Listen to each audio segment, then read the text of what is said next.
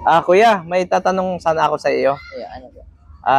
Ano ang para sa iyo na attractive para sa iyo sa isang babae? Yung may breast or yung wala? Para sa iyo? Para sa akin po, yung meron naman po, meron naman. Yung meron. Wow naman! Wow! So, ano pangalan natin, kuya? Yuan Biseda po. Yuan Bisida. So, si Yuan Bisida ba ay may jowa ngayon? May girlfriend or wala? Wala po. Focus po ako sa study. So, Oh my God!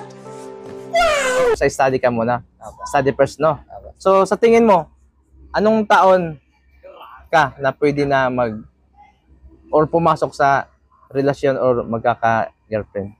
Siguro po pag gano'n na po, pag may trabaho na po, tsaka po ako mag-aasikaso. Yun, no? Tama. So, ito naman. Ano ang hinahanap mo o katangian sa isang babae? Ang hinahanap mo? Ang hinahanap ko po ay mabait po at sa itsura po, hindi po siya, wala po sa akin yung yung kung pangit man po, maganda. Yes Basta po. po nasa ugali po yan. Yun, no? Kung mabait po, kung po siya mapagbigay, Tama. magalang po. Ayun. So, taga saan tayo, kuya?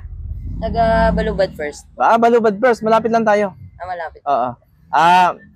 Baka may gusto kang i-shoutout dyan. I-shoutout mo na. Or may gusto sabihin. Shoutout po sa pamilya ko po dyan sa Balubad first. Stay safe po. And God bless po. Anong school natin, kuya? Ano po? General Vito Bellarmino.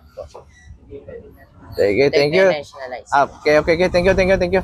Thank you sana.